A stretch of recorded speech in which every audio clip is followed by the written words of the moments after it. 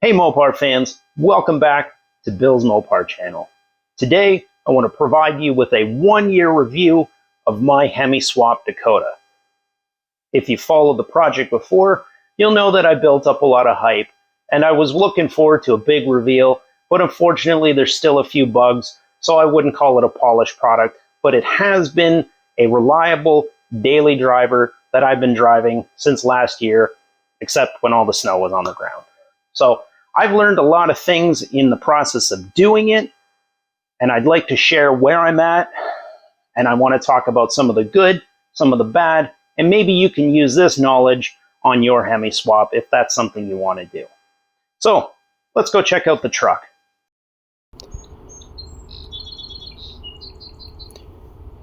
Well, since we're already back here, I don't have a bumper, so I actually just made a bracket out of a little trailer plate with a functioning light. So that hasn't gotten me pulled over yet.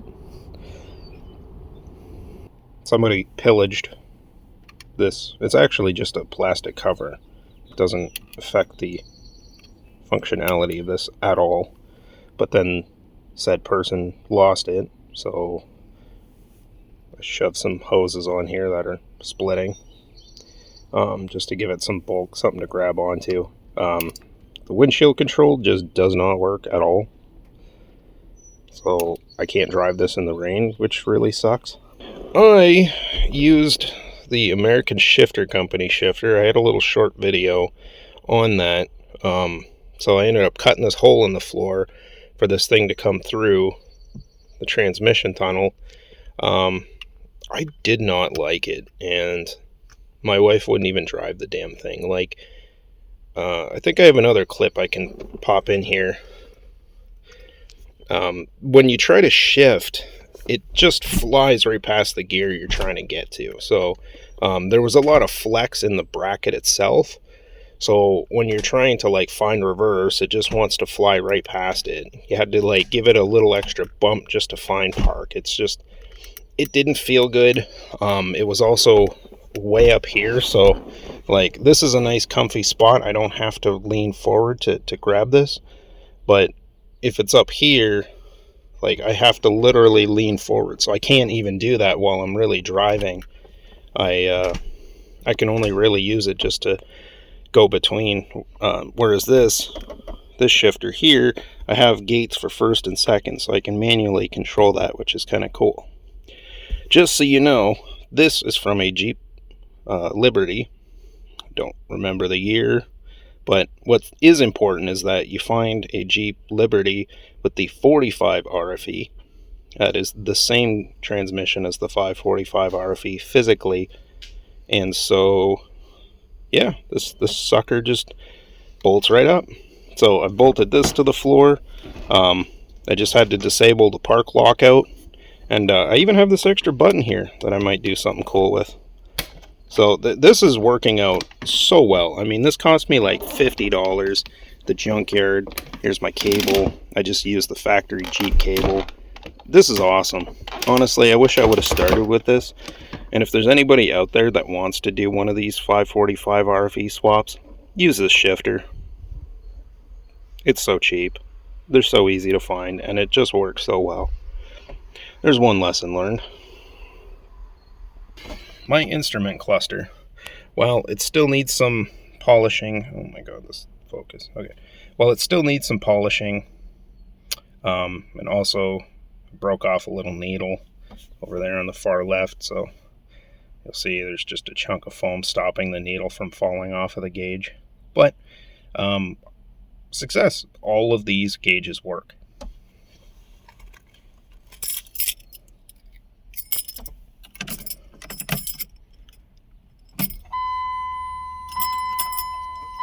So in principle, this thing just needs to go in line with your OBD bus. And basically all of these values, assuming you're actually sending them to the PCM, exist on your OBD bus. So as long as this thing's tapped in, it has your battery run power. I even got my, well, you can't see it because it's too bright, but even the headlights work. So I just tapped into the existing dash light up in the back, and yeah, it works when the headlights come on too, so it lights up and everything. It's beautiful. Now, start her up. So I am using the factory Ram fuel sending unit. I'm just showing you they're working, but I don't want to get deafened here. Even my shift quadrant works. The speedometer works. That one's a little more complicated though. Let me get over to that in a second. But basically, if you tap into a particular tail shaft sensor, it's the output speed sensor on the transmission, you can convert that from some super high like pulse per mile to the correct one you need. It's worth just putting a dedicated video to this because it's quite technical, but I'm just giving you a high level overview. It can be done. This was the trick. I found this on a Buick forum. Some dude did a Hemi swap in a Roadmaster and put this lengthy review about it. Was a different device made by Dakota Digital, but they discontinued the product he did the commentary on, so this is a newer replacement. It works very similar, but this one actually supports Bluetooth, so there's an app you can put on your phone, and that helps, especially with the calibration and stuff. So you can just use the setup. That's this SGI 100BT. All right, need ignition, ground. There's a speed input and a speed output. Now you can have multiple outputs too. So there's actually fucking... Okay. You can do multiple outputs.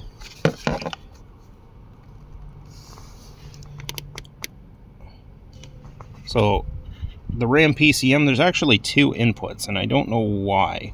One actually provides the input that the gauge is using, and the other one, I don't know, but when I wired it up, it actually ended up having like an 85 kilometer per hour top end limiter. So I had to remove that. I don't know what that does. But yeah, so the idea is you find something close enough by using these out pins. If you look at the manual, there are various steps. One's like half, one's like quarter, 16ths, 32, something like that. And then you find the out that's closest to yours, and then you do some fine tuning with the set, or you can just do it through the app, where basically you start getting into these like decimal points, so you can fine tune the output to match the input required for your speedometer. And with a little bit of trial and error, you can get it to line up really well. So my speedometer is very accurate. And I think having that speed input helps the transmission do a little better self-learning. Oh yeah, that brown wire's for the other input. So when I figure out what the hell that's supposed to be, that's there. So the 5-speed does a really good job of self-learning and kicking into overdrive once you have that speed input. So even if you weren't using the gauges, I think it's still necessary to for the transmission to learn shift points. So something to consider. There's a little trick there. I just kind of tucked it up. Okay. Sunglasses over there. Yeah, shit just goes flying when this thing hooks up. The other ones are just the built-in sensors. Like, you don't have to do anything for your voltmeter as long as you don't mess with your fuel pressure and temp gauges. Those will just work. Same with the tach. If you're using like a third-party tank, God help you, but you could probably work some magic with resistors and stuff to get like a different fuel gauge working. But I featured a video where I showed that I took the fuel sending unit from the Ram and dropped it into a 98 Dakota tank. That has worked beautifully. So highly recommend doing that. That works amazing. Yeah, the throttle seems to work just fine. There is something I've stumbled across where you should calibrate it after making wiring changes. Basically, you put it into on, and then there's this procedure where you slowly depress the gas pedal to the floor over 5 seconds, and then you do the same process in reverse and count to about 5 as you lift it to the top. That needs to be in the key on position. My Dakota doesn't have an on and a run, it just has like the one on position. So I think that means I can't clear codes or go into the on position necessary to calibrate this. So I believe that has caused a soft limp mode, So there's something going on where I have a top or a rev limiter of 3500, and I think that is related to that top end limiter when I have the second speed input wired in. Like the transmission works, I'm not stuck in second. I can go all the way through fifth. Drivability is absolutely perfect, but I am unable to get it over 3500 RPM. So I don't actually know just how fast this thing is. I believe that's just rust. Yeah. You know, these copper lines look like shit. Yeah, manual brake swap. That was a success. It gets heat through this long multi-elbow heater hose setup. You know, go nuts, you do you, but this does work. My ghetto cold air intake system also working. Kind of surprised it's not like throatier. The wiring or the relays, all of that seems to be just fine. So this setup is sufficient and it's held up for a year. Yeah, everything's been pretty good. I wired in this analog fan relay kit. This took me a little time to kind of wrap my head around. I don't know why this thing made me feel so dumb, but eventually I got it working. You can kind of fine tune it. So this thing clicks on when it gets up to engine temperature. So this here Champion Red, this one is actually a 22-inch B-body red, but with this fan, no cooling issues at all. It always runs cool. My fuel system, again, great. This AN fitting, I just put this quick disconnect and splice this in. That's no leaks, no fuss. My wiring harness was like melted and shit, so I had to bypass a bunch of wires that weren't connecting into this plug. So that's a little sketchy, but it does work. I've had no issues. Initially I had a problem where this plug started to just come on. Oh no, sorry, it's this one down here.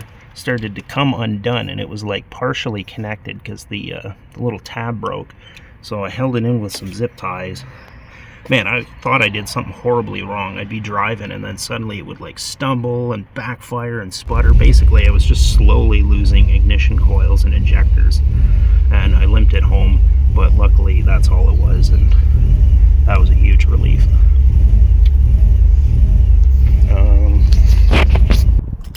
Probably do a separate video just on this, but I got around my skim delete.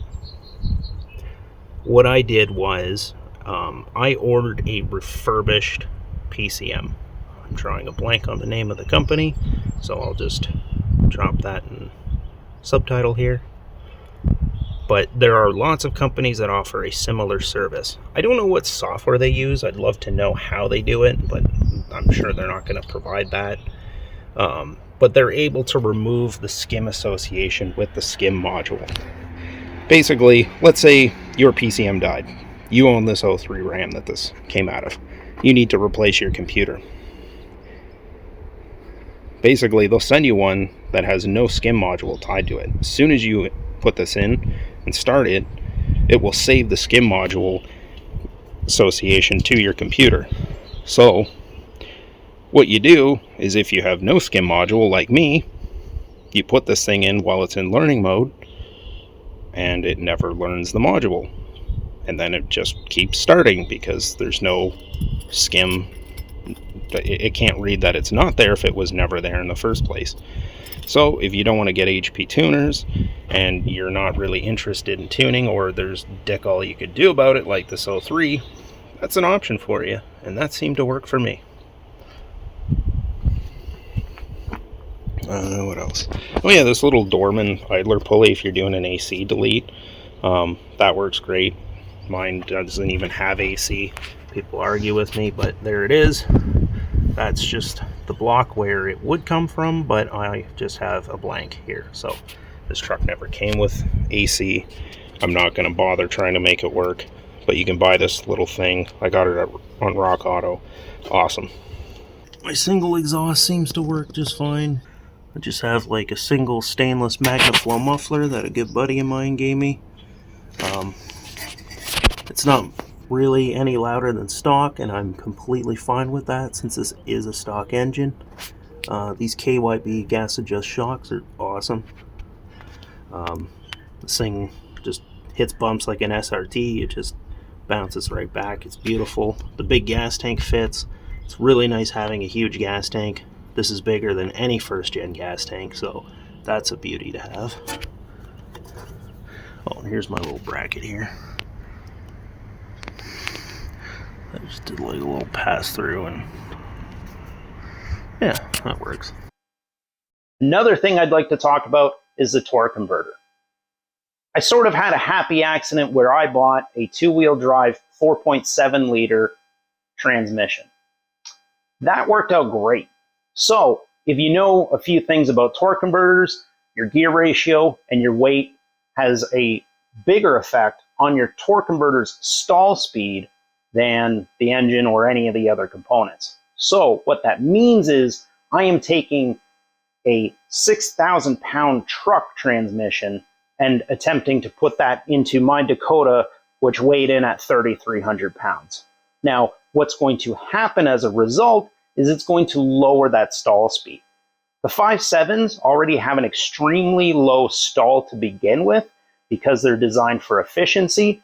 The less time you spend basically slipping underneath your stall RPM, the less efficient you are at getting power from the engine into the transmission. So if you're swapping a 5.7 into a significantly lighter vehicle, you could actually put a stall converter in by using this 4.7 liter torque converter. Now, you might be thinking, okay, well, that 4.7 one isn't really built for the torque of the 5.7. Well, considering it's in a lighter vehicle, I'm hoping that that puts a little less punishment on it. And it wouldn't be that much different than, say, modifying your 4.7 for a few extra ponies. So I stand behind it. I haven't had any issues yet, and if I do, I'll be sure to let you know, but it works out really well, and my stall speed is somewhere north of 2,000 RPM, which is amazing. The Dakota has a lot of get up and go. That magnified by the 390 gear ratio I have. Again, the truck weighed in on a scale, fully dressed and wet, at 3,300 pounds. This thing takes off like a bullet. So, that's all I had for this. I'm going to try and get you some better driving videos, but I've had a ton of technical difficulties with doing so. This may be related to how hard this thing pulls, but I'm going to get maybe a GoPro, something like that, and I'll be sure to get you some more content so you can see what this bad boy is like.